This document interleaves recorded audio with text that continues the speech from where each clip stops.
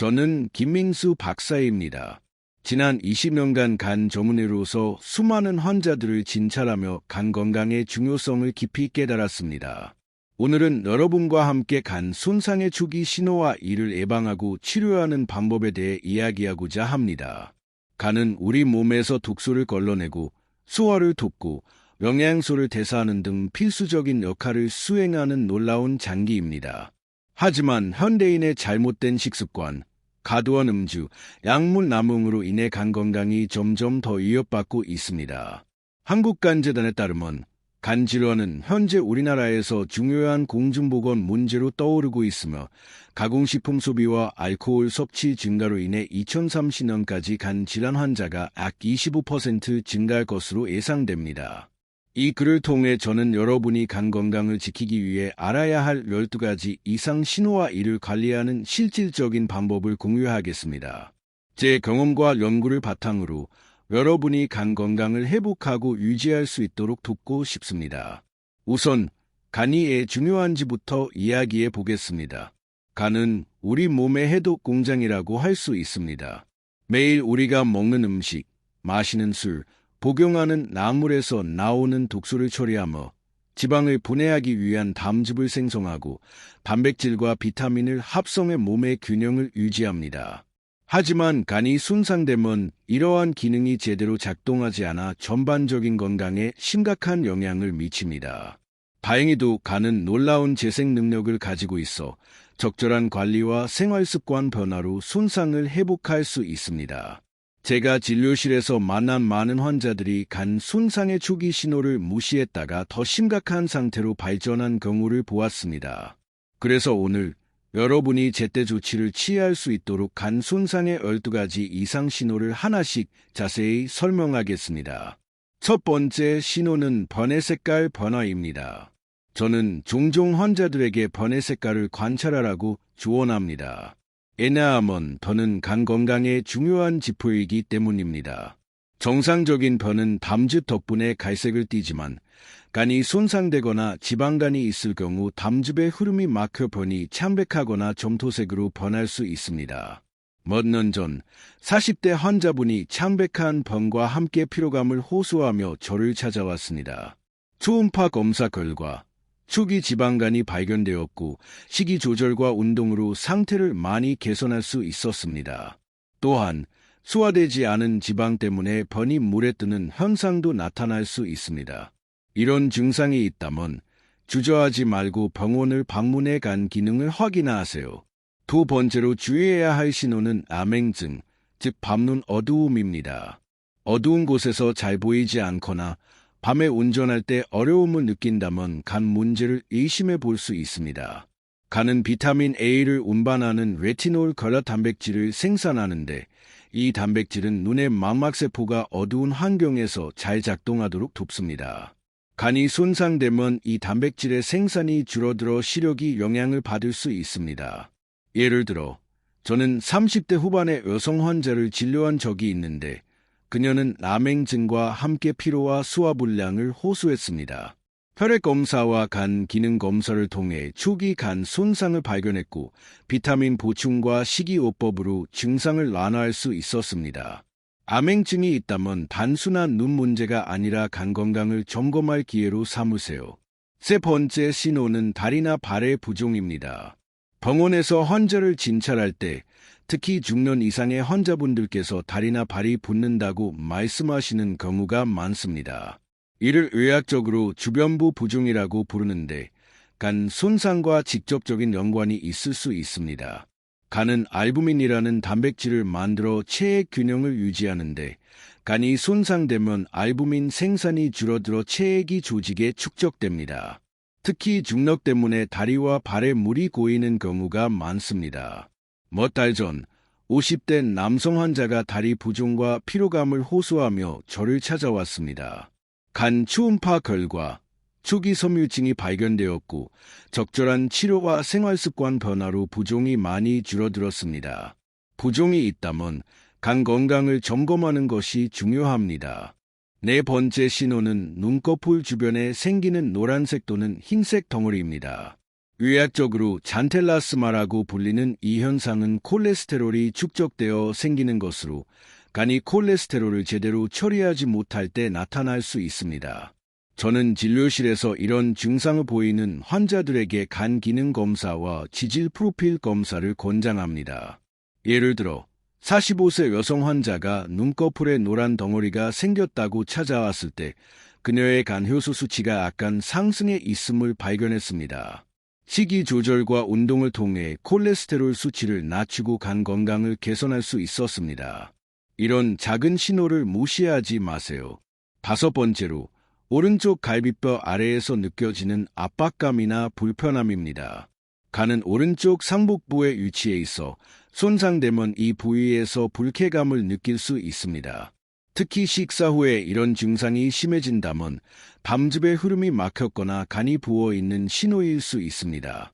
저는 환자들에게 식사 일지를 작성해 어떤 음식이 증상을 악화시키는지 확인하라고 조언합니다. 한 환자는 기름진 음식을 먹은 후 압박감을 자주 느꼈다고 했고 검사 결과 담석과 초기 지방간이 발견되었습니다. 식이요법과 약물치료로 증상이 많이 호전되었습니다. 6번째 신호는 피부에 쉽게 생기는 멍이나 붉은 반점입니다. 간은 혈액응고에 필요한 단백질을 생산하는데 손상되면 응고 기능이 악화되어 멍이 쉽게 생길 수 있습니다. 특히 다리나 팔의 원인 모를 멍이나 붉은 반점이 자주 나타난다면 간 건강을 의심해 볼 필요가 있습니다. 저는 이런 증상을 호소하는 환자들에게 혈액검사와 간 초음파를 권장하며 필요하면 영양보충제를 처방합니다. 7번째는 발뒤꿈치의 갈라짐입니다. 건조한 피부나 장시간 서 있는 습관 때문일 수도 있지만 간 손상으로 인해 비타민 B3, 나이아신, 결핍이 생기면 피부가 악해지고 갈라질 수 있습니다. 저는 환자들에게 보습제를 사용하면서도 간 건강을 점검하라고 조언합니다. 한 50대 환자는 발뒤꿈치 갈라짐과 피로를 호소했는데 간 기능 검사에서 약간의 이상이 발견되었습니다. 영양 보충과 식이 개선으로 피부 상태가 많이 좋아졌습니다. 8번째는 손톱의 변화입니다. 손톱이 하얗거나 곤봉처럼 둥글게 변한다면 간 손상이나 산소 공급 문제일 수 있습니다. 1990년대 연구에 따르면 심각한 간 질환 환자의 80%가 손톱 변화를 보였습니다. 저는 환자들에게 손톱 상태를 정기적으로 관찰하라고 권장하며 이상이 있다면 간 기능 검사를 제안합니다. 9번째는 소변 색깔의 변화입니다. 소변이 진한 노란색이나 갈색으로 변한다면 간이 빌리루빈을 제대로 처리하지 못하는 신호일 수 있습니다. 빌리루빈은 적혈구 분해 과정에서 생기는 황색 색소로 간이 손상되면 소변으로 배출되어 색깔이 어두워집니다. 이런 증상이 있다면 즉시 병원을 방문하세요. 10번째 신호는 황달입니다. 피부와 눈이 노랗게 변하는 황달은 간 손상의 대표적인 증상입니다. 빌리루빈이 체내에 축적되면서 피부와 점막이 노랗게 변합니다. 저는 황달을 호소하는 환자들에게 즉시 간 초음파와 혈액검사를 시행하며 원인을 파악해 치료를 시작합니다. 11번째는 거미혈관종입니다. 피부 표면에 거미줄처럼 보이는 붉거나 푸른 혈관이 나타난다면 간 손상으로 인한 에스트로겐 증가가 원인일 수 있습니다. 이런 혈관은 얼굴, 다리, 발에서 흔히 나타납니다. 저는 환자들에게 이 신호를 간 질환의 중요한 지표로 여기라고 강조합니다. 마지막으로 피부 가려움증입니다. 간이 담즙산을 제대로 걸러내지 못하면 피부 아래에 축적되어 가려움증을 유발합니다. 특히 밤에 심해지는 가려움증은 간 건강을 점검해야 할 신호입니다. 저는 이런 증상을 호소하는 환자들에게 간 초음파와 혈액검사를 권장합니다. 이제 간 건강을 회복하고 보호하는 방법에 대해 이야기해 보겠습니다. 첫째, 매일 아침 유기농 커피 한 잔을 마시는 것을 추천합니다. 설탕 대신 강황 반 티스푼을 넣어 마시면 간 보호에 도움이 됩니다. 커피의 폴리페놀과 강황의 항염증 성분이 간의 염증을 줄이고 재생을 돕습니다. 둘째, 생강, 계피, 민들레 뿌리, 밀크시슬, 녹차 같은 간 건강에 좋은 허브와 행신료를 식단에 포함시키세요. 셋째, 염증을 유발하는 기름, 옥수수, 카놀라, 대두유를 피하고 엑스트라 버진 올리브 오일이나 코코넛 오일로 대체하세요. 넷째, 녹색잎 채소, 브로콜리, 양파, 마늘, 견과류 등 항산화제가 풍부한 음식을 섭취하세요. 다섯째, 가공식품과 설탕, 특히 가당이 많은 음료를 피하세요. 마지막으로 간헐적 단식을 시도해 보세요. 간헐적 단식은 간의 지방을 줄이고 해독 과정을 촉진합니다. 여기서 몇 가지 더 중요한 조언을 드리고 싶습니다. 간 건강은 단순히 식이요법만으로 해결되지 않습니다. 스트레스 관리도 매우 중요합니다. 제가 진료한 환자들 중 많은 분들이 과도한 스트레스로 인해 간 효소 수치가 상승하는 경우를 보았습니다.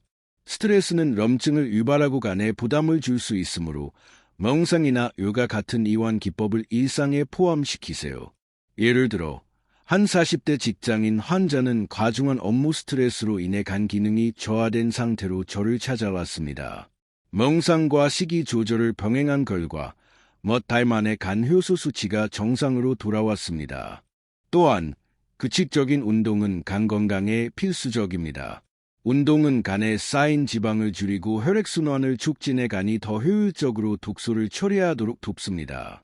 저는 환자들에게 주 3, 4회 30분 정도의 중간 강도의 유산소 운동이나 근력 운동을 권장합니다.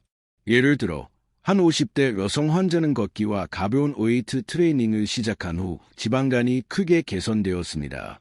운동은 간 건강뿐 아니라 전반적인 웰빙에도 기여합니다. 수면도 간 건강에 큰 영향을 미칩니다. 간은 밤에 가장 활발하게 해독 작업을 수행하므로 충분한 수면은 필수입니다. 저는 환자들에게 매일 밤 7, 8시간의 양질의 수면을 취하라고 조언합니다. 한 환자는 불규칙한 수면 패턴으로 인해 간 기능이 악화되었었는데 수면 습관을 개선한 후 혈액 검사 결과가 눈에 띄게 좋아졌습니다. 잠을 충분히 자는 것은 간이 스스로 회복할 시간을 주는 간단하지만 강력한 방법입니다. 마지막으로 정기적인 건강검진을 강조하고 싶습니다.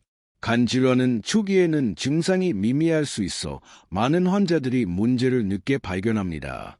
저는 모든 환자들에게 최소 2년에 한 번 간 초음파와 혈액 검사를 받으라고 권장합니다. 예를 들어 60대 남성 환자가 정기검진에서 우연히 초기 간경변을 발견했고 조기 치료로 상태 악화를 막을 수 있었습니다. 정기검진은 간 건강을 지키는 가장 확실한 방법입니다. 마지막 조언 하나 더 드리자면 간 건강을 위해 긍정적인 마음가짐을 유지하세요. 제가 만난 많은 환자들이 간 질환 진단 후 불안과 우울감에 빠졌지만 긍정적인 태도와 적극적인 치료로 건강을 회복한 사례를 많이 보았습니다. 간은 당신이 잘 돌보면 놀라운 회복력을 보여줍니다. 위에 언급된 증상 중 하나라도 있다면 지금 당장 병원을 방문해 간 초음파와 혈액 검사를 받으세요. 건강한 식단, 적절한 운동, 충분한 수분 섭취, 스트레스 관리, 그리고 긍정적인 마음가짐으로 간을 보호할 수 있습니다. 여러분의 건강은 여러분 손에 달려 있습니다. 지금 시작하세요.